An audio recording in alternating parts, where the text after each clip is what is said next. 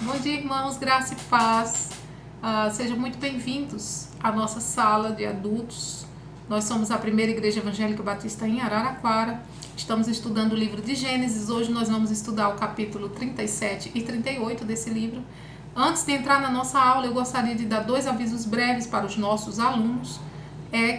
O primeiro é que o pastor vai disponibilizar hoje, essa aula é gravada, mas para você está vendo ela no domingo.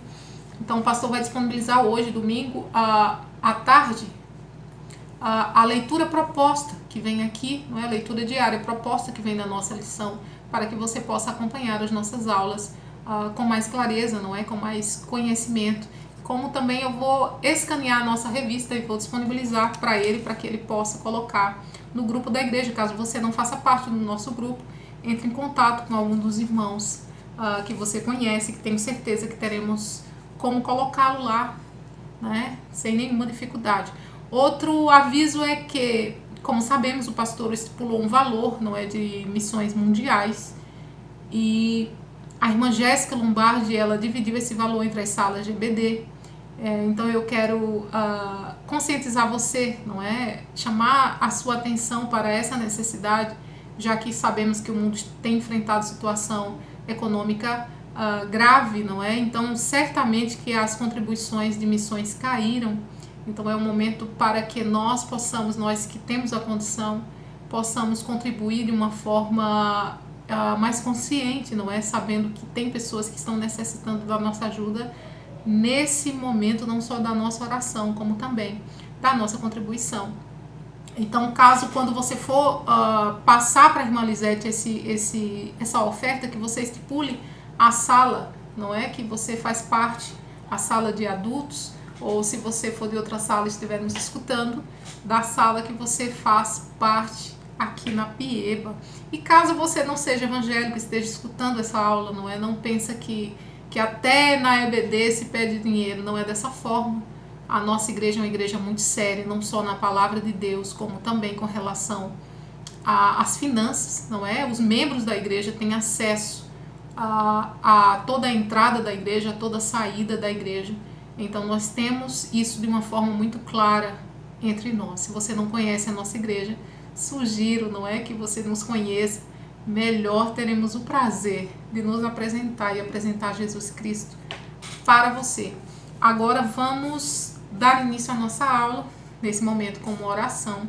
Feche os seus olhos e vamos falar com o nosso Pai. Pai querido, obrigado, Pai, por esse dia, Senhor. Muito obrigado por todo o teu cuidado para com o teu povo. Desde quando tu fundaste, Senhor, desde quando tu separaste, Senhor, desde quando tu começaste a formar o teu povo. Nós vemos então, Senhor, o teu cuidado para conosco. Muito obrigado por isso, Senhor. Nesse momento quero te apresentar essa aula, Pai. Seja comigo aqui na ministração dela, Pai, que eu consiga passar as coisas que eu pesquisei de uma forma clara e objetiva, em nome de Jesus. Também nos ajuda, Senhor, para a compreensão dessa aula, Senhor Jesus, que os nossos corações estejam abertos a entender, compreender e praticar a Tua palavra, em nome de Jesus. Amém. O tema da nossa lição de hoje é os desencontros familiares. Como falei, o capítulo 37 e 38 do livro de Gênesis. O nosso texto áureo é Gênesis 37:4, que diz assim: quando seus irmãos viram que o pai o amava mais do que todos os outros filhos, odiaram-no e já não podia falar com ele de forma pacífica. Os objetivos da nossa lição de hoje são entender como os sentimentos negativos podem destruir uma família, compreender que Deus pode transformar todo o mal em bem, cuidar das relações familiares, cuidar das rusgas pequenas para prevenir tragédias futuras, assumir um compromisso com Deus de buscar meios para imunizar a nossa família da ação do inimigo. Esses são os nossos objetivos de hoje. O capítulo 37, ele começa então a história de José. Particularmente gosto muito da história de José. Eu acho que do Antigo Testamento é o personagem que eu mais gosto, apesar de termos personagens muito interessantes, não é? Mas gosto muito da postura de José, da prontidão dele em obedecer, em servir, não é? Tudo que ele passou na sua vida, toda a sua trajetória, a Bíblia não relata que ele reclamava, que ele murmurava, que ele era amargurado. Do contrário, não era uma pessoa sempre disposta a ajudar, sempre disposta a servir, não é? E não se contaminou, mesmo estando sozinho lá no Egito. Ele não se contaminou com tantos deuses que ali existiam. Ele continuou fiel a Deus, não é, no seu propósito. E ao final ele reconheceu que tudo que ele passou tinha um propósito na sua vida. E ele entendeu que ele foi instrumento de Deus para a história. Então é o personagem que eu particularmente mais gosto. Apesar de que no começo aqui, né, nós vemos que ele meio que fazia fofoca dos irmãos, não é? Ele olhava, ia observar os irmãos para trazer para o pai a pedido do seu pai. Então entendo que não era uma postura dele. Ele era um menino novo e o pai que não sabia muito como conduzir essa família, como vamos ver hoje. Então desde o capítulo 12 nós estamos estudando a história de uma família, não é?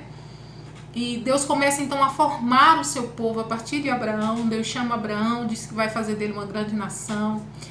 Deus inclusive diz a Abraão no capítulo 15, né, no verso 13, que os descendentes de Abraão, vão ser escravos em terra estrangeira por 400 anos.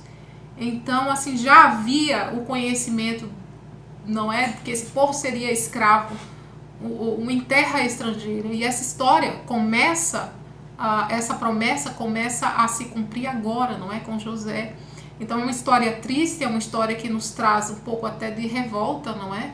Mas temos que entender e reconhecer Deus guiando essa história, não é? Deus conduzindo essa história de uma forma a se cumprir aquilo que ele planejou para esse povo. E a formação desse povo começa com Abraão, depois com Isaac, Jacó, né? E agora então vem a narrativa com seus filhos. E os filhos de Jacó, os 12 filhos de Jacó, deles que vêm as 12 tribos de Israel, não é? Caso você esteja me escutando e não conheça a história, Israel, como vimos na aula passada, Jacó teve o nome mudado por Deus e agora ele começou a se chamar Israel. Então os 12 filhos de Israel, que é Jacó, se transformaram, deram origem às 12 tribos de Israel. Então agora vem a narrativa desse povo, não é? O desenrolar desse povo, algumas histórias, e a gente vê então a história se afunilando, né, até chegar à tribo de Judá, que é a tribo que Jesus nasceu, não é? Jesus nasce então da tribo de Judá. Ele é o leão da tribo de Judá, como sabemos. Então Deus vai afunilando a história, né? Começa com Abraão. Abraão tem 2 filhos, Deus escolhe um, que é Isaac. Isaac tem 2 filhos, Deus escolhe Jacó. E agora então, a partir de Jacó, vai se dar início a essas 12 tribos de Israel. E Raquel era a esposa preferida de Jacó, como sabemos. E dessa esposa preferida ele teve 2 filhos, não é? José e Benjamim. Benjamim, ela morreu no parto de Benjamim. E José, por ser o primeiro filho com a amada esposa de Jacó, era o filho preferido. Então Jacó tinha Raquel como a esposa preferida e tinha a José como filho preferido, e ele não escondia isso. Era uma coisa clara entre a família, né? A família sabia dessa história. Então vemos aqui que Deus vai regendo a história de forma que a sua vontade se cumpra, independente dos homens, independente dos erros humanos. Porque o que vemos até aqui é que Deus não esconde o erro dessas pessoas. Deus não camufla para nós, não é? Deus mostra aqui a humanidade desse povo. E eu sei que era um tempo de tirania, era um tempo em que as coisas se resolviam de uma forma muito violenta, não é? Por conta da cultura, por conta do tempo que eles viviam. Mas assim, não somos diferentes desse povo, não é? Nós somos humanos também, nós cometemos as nossas falhas. E Deus, eu entendo que Deus nos deixa aqui em sua palavra isso de forma clara, para que não criemos uma expectativa no povo de Deus, para que não criemos uma expectativa no outro e em nós mesmos, que não existe, não é? Entendemos que Deus não se surpreende com o erro humano, não é? Deus conhece, Deus sabe o que cada um é propenso a fazer, o que cada um tem tendência a fazer. Deus sabe dessas coisas, não é? Deus não se surpreende, Deus não se choca com isso. Nós não somos semideuses ou deuses ou anjos. Ele sabe que somos humanos e ele não se surpreende com isso, não é? E deixa muito claro aqui para nós, para que a gente também se conscientize disso, não é? Aqui está falando de um povo que deu origem a um povo de Deus, e é um povo cheio de falha, e é um povo cheio de situações que a gente espera às vezes perfeição, não é, do outro. Às vezes a gente cobra uma perfeição do outro que nós mesmos não temos. E a palavra de Deus aqui, com esses homens tão falhos, mas que foram usados, que Deus usou e conduziu para que na plenitude dos tempos o seu filho unigênito viesse ao mundo, e mostra as falhas desse povo, não é? Que ele conduziu e que ele separou como sendo o povo dele. Então a família de Jacó, que Deus mudou para Israel, era extremamente perturbada, como vamos ver, não é? Era um povo que eram os filhos que eram ruins, eram pai. Jacó foi um pai que não soube, um pai banana, que não soube conduzir a sua família, que não soube conduzir os seus filhos de uma forma adequada, dar a ele uma segurança, um amor necessário. Não, ele preferiu escolher um filho para amar. Tendo 12 filhos, ele escolheu um só, não é? E deixou os outros filhos com inveja desse filho amado. E a culpa não era de José, não é? José não tinha culpa do que o Jacó fazia. Jacó não soube como conduzir a sua família, não soube como conduzir os seus filhos de uma forma a não criar neles, não criar entre eles desavenças, não alimentar, não é, invejas e ciúmes, como nós vamos ver mais para frente. Então ele foi um pai displicente, e aprendemos aqui a importância de cuidar da nossa família, não é? A importância de cuidar dos nossos filhos. Eu tenho um filho só, mas eu tenho 5 irmãos, né? Comigo são 6, e vemos, observamos e sentimos, não é? Às vezes uma preferência por um, ou enfim, e isso é ruim para a família, não é? Quando a gente é adulto, não, mas enquanto a gente é criança ali, é complicado escolher um só para sair, escolher um para andar, escolher um para viajar, não é? Isso causa um pouco de estranheza ali na família. Mas o que Jacó aqui nos ensina é exatamente isso, é não ter essa preferência, é tentar enxergar no filho a necessidade que ele tem, porque os filhos não são iguais, não é? Porque as pessoas não são iguais, e entender a preferência, a necessidade daquele filho, e tentar do jeito que você pode suprir essa necessidade, para que tenha um filho maduro, um filho que não tem insegurança, não é? Para não criar intriga entre a família, para não criar ciúmes entre os filhos. Então temos essa lição de Jacó. O primeiro tópico da nossa lição é o amor em desequilíbrio na terra prometida. Veja, o amor em desequilíbrio, não é? Não é porque é amor, não é? Se não for numa dose adequada, se não for de uma forma equilibrada, que não venha causar transtornos. Causa sim, mesmo sendo amor, tem que ser uma coisa equilibrada, como diz aqui a nossa lição. Vamos estudar agora o capítulo 37, começando do versículo 1, onde fala um pouco da história de Jacó, muito resumidamente, né? Fala de Jacó, e já pula para a história de José, dizendo que José tem 17 anos e que ele cuida do rebanho do pai, mas José também cuida da vida dos irmãos, como vamos ver, não é? Então ele vigiava os irmãos, o pai pedia para ele vigiar os irmãos, e ele ia vigiar e voltava e falava das coisas que os irmãos estavam fazendo. E aqui nos relata que Israel amava mais José do que os seus outros irmãos, do que os seus outros filhos, não é? Então ele mimava José, fez para ele uma roupa especial, não é? Uma roupa diferente, uma roupa colorida, e deu para José. E os outros irmãos então começaram a ficar com ciúmes do pai, não é? Querendo aquele amor também para eles. E a Bíblia diz que isso nutriu nos irmãos assim uma raiva, né? Começou a odiar José de uma forma que não conseguia falar com ele de forma pacífica. Imagina, não conseguia dar uma boa noite, uma boa tarde, conversar de uma forma pacífica. E para piorar, José ainda teve um sonho, não é? José sonha ali que os irmãos se curvariam diante dele e conta para os irmãos de uma forma imatura, e os irmãos então ficam com mais raiva ainda, que alimenta ainda esse ódio ainda maior por José. E José ainda tem outro sonho, que o pai e a mãe também se curvavam para ele, e conta para o pai e para os irmãos, e o pai então guarda em seu coração aquilo, apesar de não gostar muito, mas os irmãos não gostaram nem um pouco, e tinham muita inveja dele por conta disso tudo que José passou. E os irmãos chegaram a pensar, né, agora, além dele ser o preferido do meu pai, né, além dele ser mimado, ter ganhado essa roupa aí especial, além disso, agora ele está dizendo que vamos curvar, que ele vai ser, vai governar, não é, sobre nós, e isso causava ainda mais desequilíbrio entre eles, não é, por conta desse amor diferenciado que o pai tinha com os irmãos. E Jacó tinha vivido isso na casa dele, não é?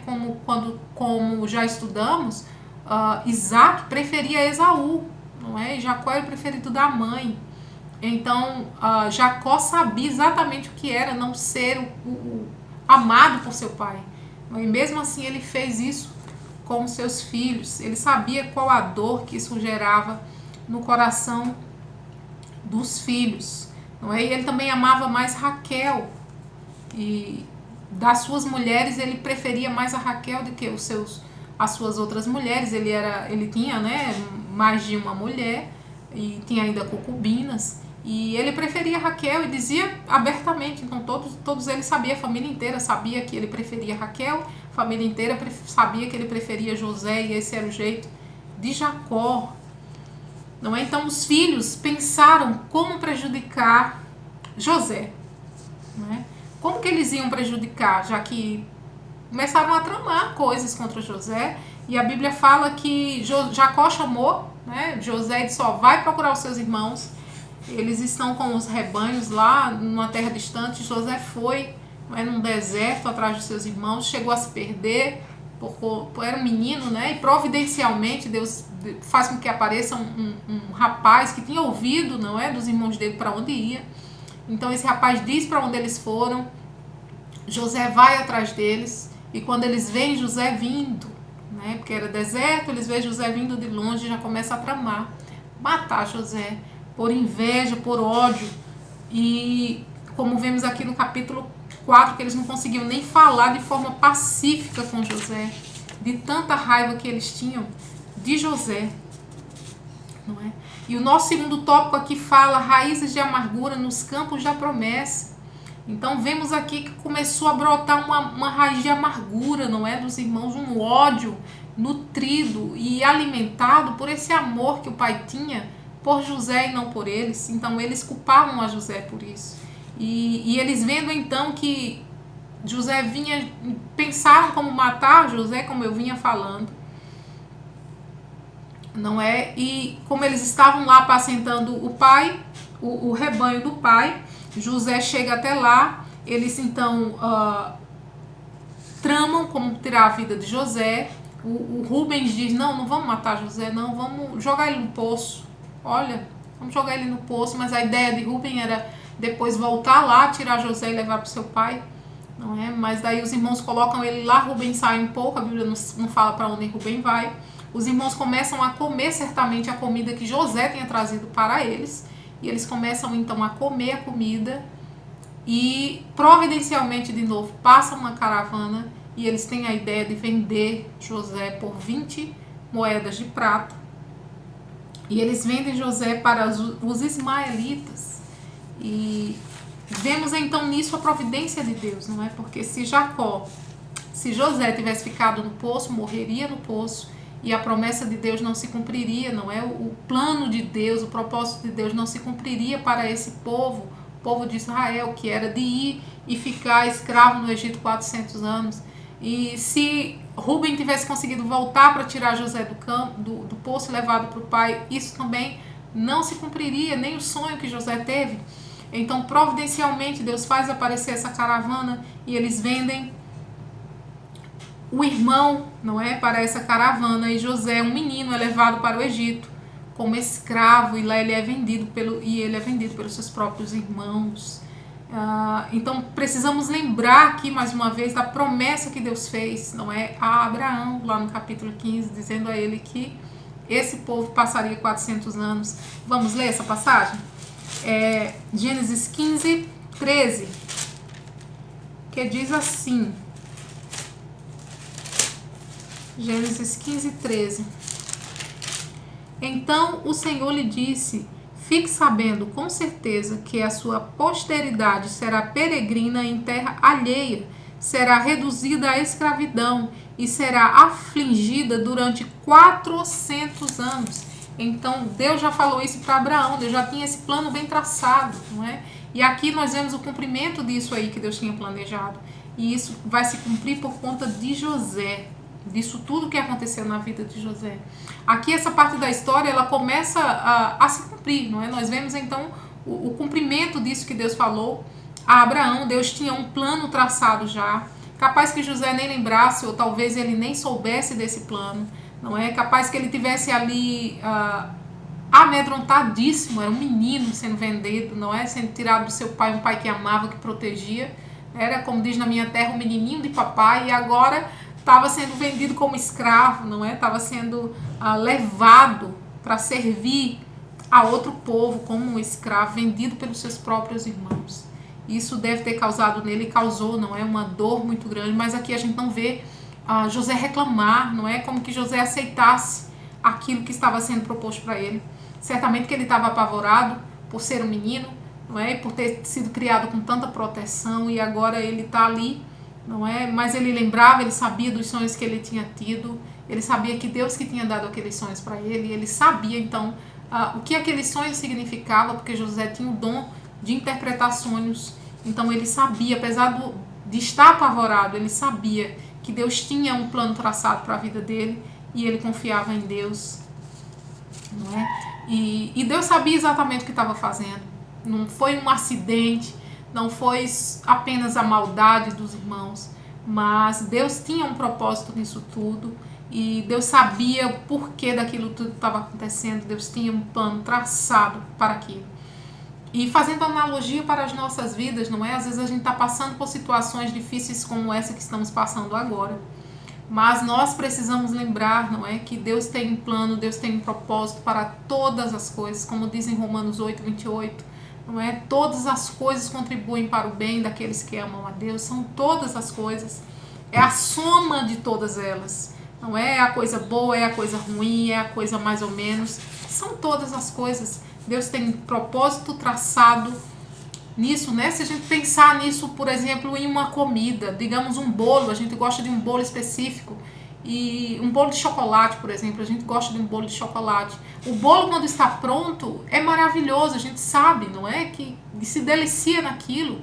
Mas se pegar os ingredientes de forma separada daquele bolo, se você pegar 250 gramas de farinha de trigo, por exemplo, você não consegue engolir aquilo, não é? Trava aqui em você, você não consegue comer, não é? A manteiga, se tiver 200 gramas de manteiga, também você não consegue digerir aquilo, mas já o leite condensado, você consegue, o leite você consegue, não é? O que eu quero dizer com isso é que, assim, os ingredientes em nossa vida, o que passamos em nossa vida de uma forma separada, de uma forma isolada, tem coisas que são boas, tem coisas que são fáceis de ser digeridas, mas tem situações que passamos que são complicadíssimas de ser digeridas, mas precisamos entender que Deus tem um propósito, assim como um bolo leva um tempo para ficar pronto, assim como o bolo tem um processo para ficar pronto, assim como tem que ter uma mistura ali, tem que ter um passo a passo, da mesma forma é a nossa vida.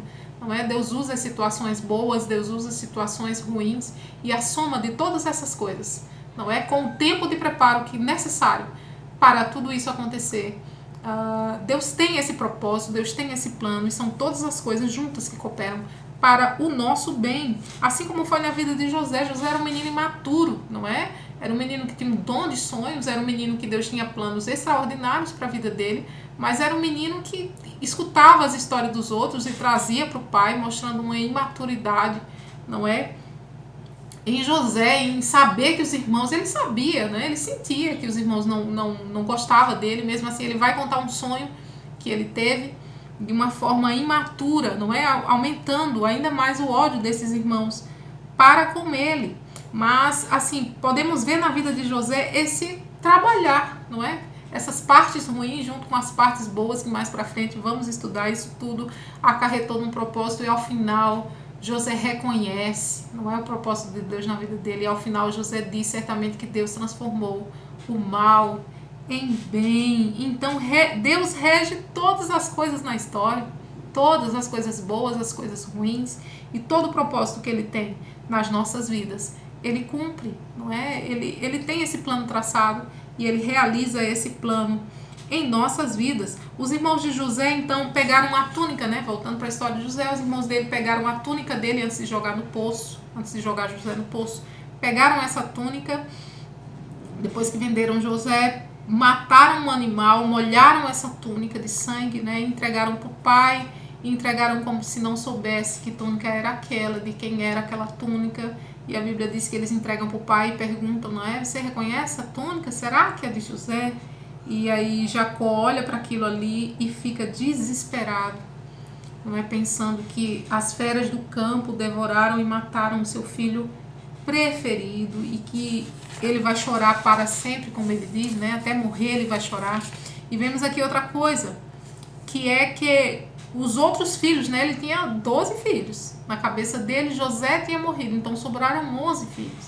E a Bíblia diz que os filhos tentaram consolar, né? E Jacó não quis, né? Jacó rejeitou mais uma vez os seus filhos e disse que ia chorar até morrer a morte que ele achava que tinha acontecido de José. Mas o que eu queria destacar aqui também é que no verso 36, se você está com sua Bíblia aberta, né, no verso 36 do capítulo 37, no começo diz assim: enquanto isso, né, enquanto tudo isso acontecia, enquanto os filhos enganavam o pai, enquanto os filhos tinham vendido o irmão, né, enquanto José estava lá chorando, certamente desesperado, não é, um menino protegido agora sozinho ali como escravo, sem saber que futuro levaria para ele, não é? Enquanto isso, a Bíblia diz que enquanto tudo isso estava acontecendo no Egito, os medianitas vendiam José para Potifar, oficial do faraó.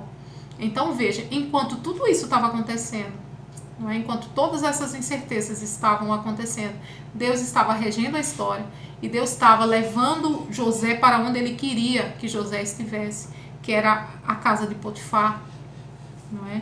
Então venderam José para Potifar.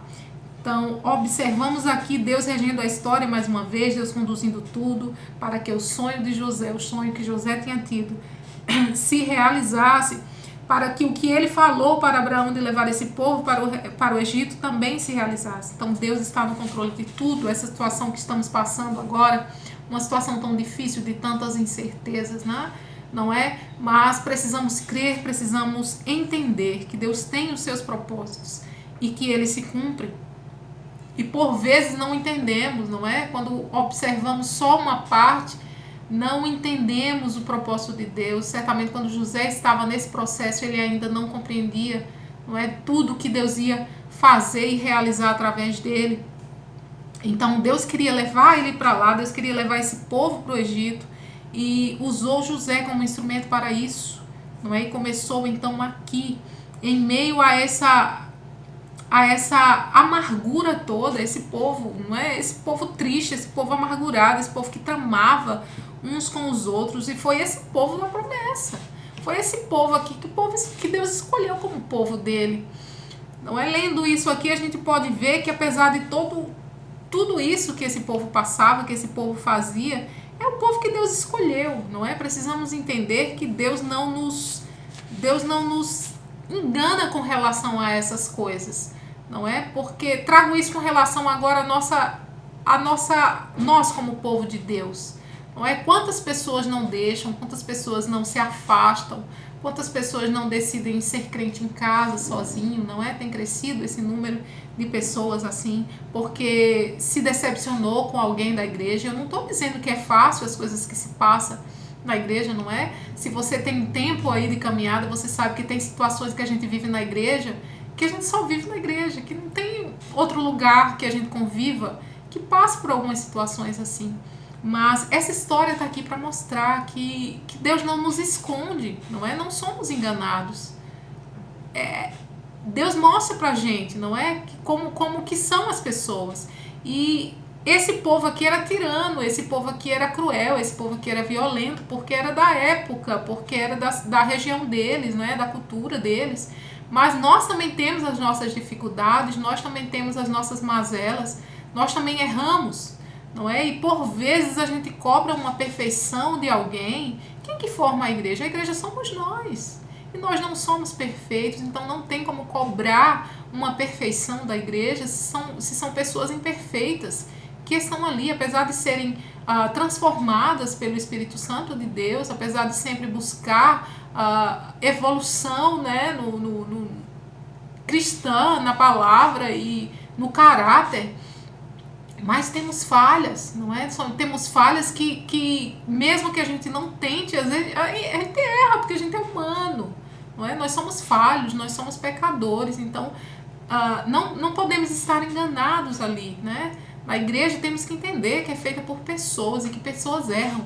E não podemos esperar a perfeição de alguém que esteja na frente, ou que esteja conduzindo, ou que esteja do meu lado. Não posso esperar uma perfeição dessa pessoa, porque nem eu sou perfeita, eu não posso exigir de alguém aquilo que eu não sou, não é? E entendendo nessa história toda aqui que é esse povo que Deus usa, é esse povo que Deus conduz, é esse povo que faz o que Deus espera que seja feito, é esse povo falho. E Deus não se decepciona com a gente por isso, Deus não se frustra. Deus sabe que somos assim, Ele sabe que não somos anjos, que não somos semideuses, Ele sabe que somos humanos. E Ele não se surpreende com nossas falhas, com nossas faltas, não é? Em alguma área da nossa vida.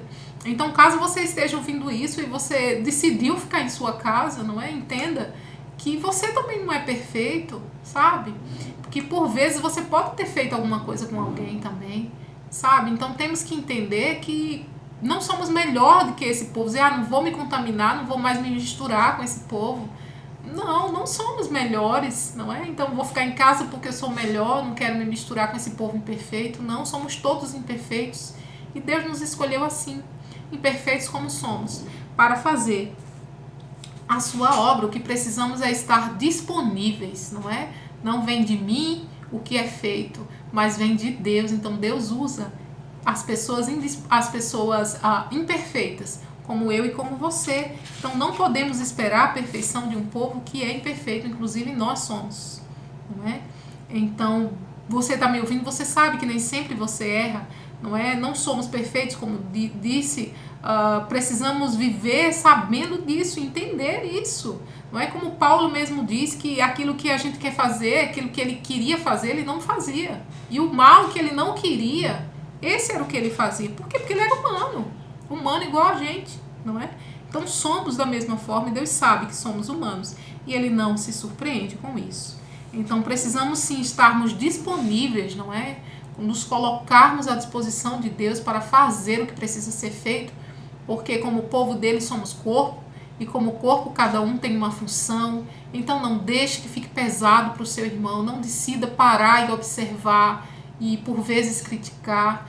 Não, meu irmão, vamos juntos, vamos caminhando juntos, não é? Cada um fazendo a sua função, porque aí não sobrecarrega ninguém, todo mundo trabalha de uma forma, não é, boa, e o corpo precisa andar, não é? O corpo que não anda não é um corpo sadio. Então, para o corpo estar sadio, cada membro precisa exercer a sua função. Então, você que está me escutando aí, se coloque na disposição, não é? Mesmo com suas falhas, porque é Deus que faz, não é? É dele que vem, tanto o querer quanto o efetuar, como diz em sua palavra, não é? Precisamos sim lutar, não é por isso que vamos dizer, então se é assim, eu não vou nem me esforçar, eu sou desse jeito mesmo, esse é o meu jeito, nasci assim, vou morrer assim. Não, né? Nós temos que fazer a nossa parte, como diz a palavra de Deus, ter paz com todo mundo, não é? No que depender de nós, mas a gente sabe que tem situações que não dependem da gente, não é? Mesmo que a gente tente, não dá certo, algum conflito a gente passa, não tem jeito.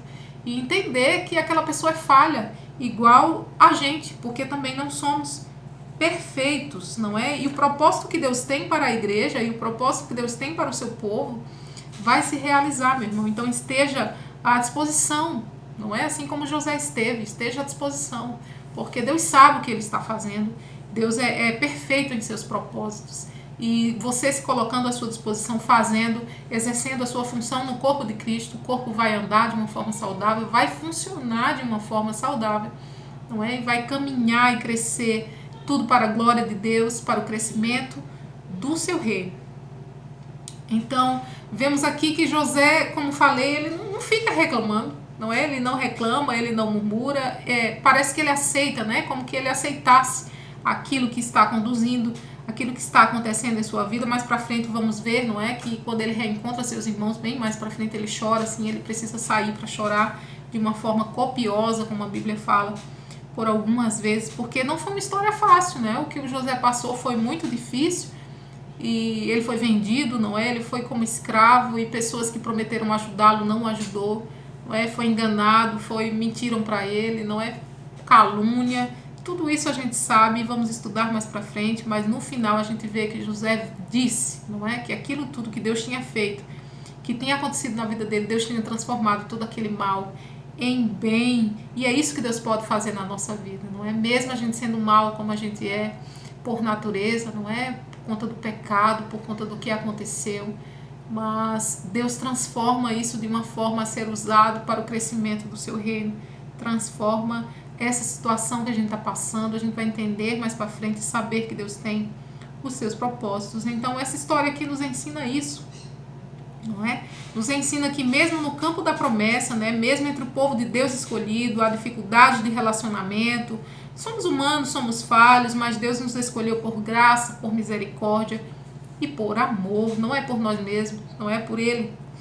Então o nosso capítulo, o tópico 3 aqui fala que a promessa toma um novo rumo, não é? Agora vamos para o capítulo 38, a história de Judá e de Tamar, não é? Agora é como se fosse um parêntese na história de José, para falar um pouco agora da tribo de Judá, para que a gente possa entender porque Jesus nasce dessa tribo, né? Jesus é descendente dessa tribo aqui, então por isso que vem esse parêntese então na história de José. Agora vamos ver que vemos aqui no capítulo 38, né, no começo, que o autor chama isso de a promessa toma um novo destino, né, toma um rumo diferente. É como se tivesse um novo redirecionamento dessa promessa, não é? Como se tivesse mudado de direção. Aqui no versículo 6 diz que Judá tomou uma esposa para o seu primogênito Tamar, não é? Tomou Tamar como esposa do seu primogênito.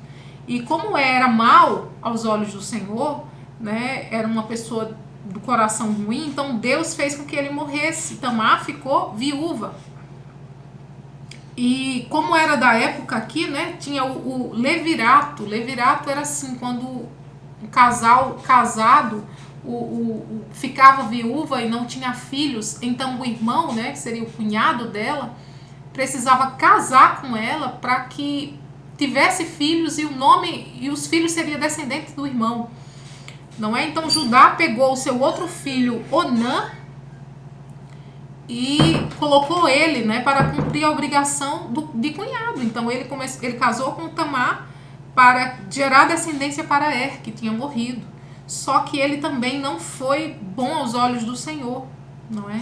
E a Bíblia conta que ele, apesar de ser casado com ela, não queria gerar filhos. Então ele interrompia ali para que ela não engravidasse dele, não é? Porque ele não queria dar filhos para o seu irmão. Isso também, a Bíblia conta que Deus não gostou dessa situação e também chegou a matar Onã. Então Onã também morreu, ficando só um filho mais novo de Judá.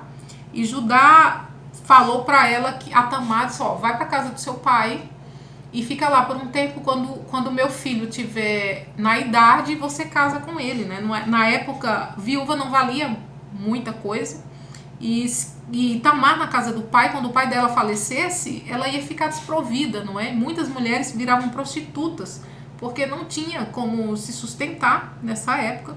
Judá, achando que o problema estava com Tamar, não dá o seu filho mais novo, né? O menino cresce, ele não dá.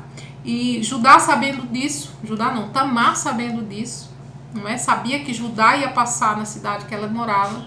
Então ela tirou a sua roupa de viuvez e vestiu roupa de prostituta cultual e ficou no caminho de Judá. Quando Judá passa, vê ela, então eles combinam ali de ter relação, e Tamar tem relação com seu sogro, né? Então seu sogro Judá, que combinam ali um salário, né? Um pagamento, e ele diz, vou mandar um amigo meu trazer para você, acho que um cabrito, e daí ela diz, não, me deixa alguns penhores, e ele deixa então um anel, deixa um cordão e deixa o cajado, não é? E ela já fez isso sabendo, não é, que queria engravidar, essa era a proposta dela, né? Ela queria engravidar do sogro. E ela some dali. Então quando o amigo de Judá vem fazer o pagamento, não encontra ela, não encontra as coisas, volta e diz, eu não encontrei nem a mulher, nem a prostituta, nem as suas coisas. E chega ao ouvido do Judá 3 meses depois que Tamar está grávida.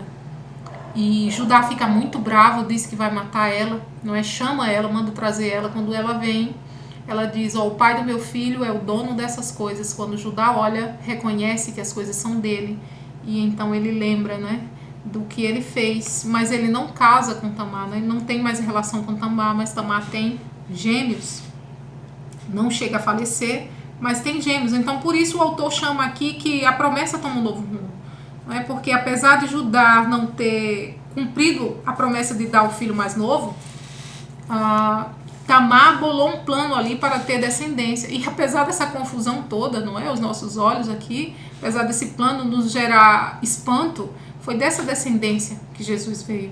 Não é? Se a gente ler Ruth 4, verso 12 ou 18, do verso 18 ao 22, a gente vê, né, a genealogia. E posteriormente, lendo Mateus 1, verso 1, a gente vê também que Tamar está na descendência de Jesus. E ela está na descendência por conta disso, né? Por conta dessa trama aqui que ela armou. Então Tamar é uma mulher que está na genealogia de Jesus.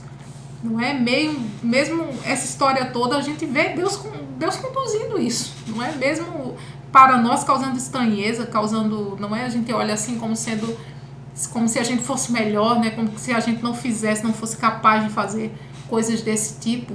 Claro que aqui é uma cultura diferente, como falei, não é uma história, é um povo, é uma época diferente. Então veja como Deus usou as pessoas falhas para conduzir o seu propósito, não é? Mesmo essa displicência e luxúria, como o autor da nossa lição chama, Deus conduziu essa história, mesmo sendo dessa forma. Usou seres como falhos como eu e você, não é? E é isso que ele quer, né? Deus quer nos usar como somos, apesar do que somos.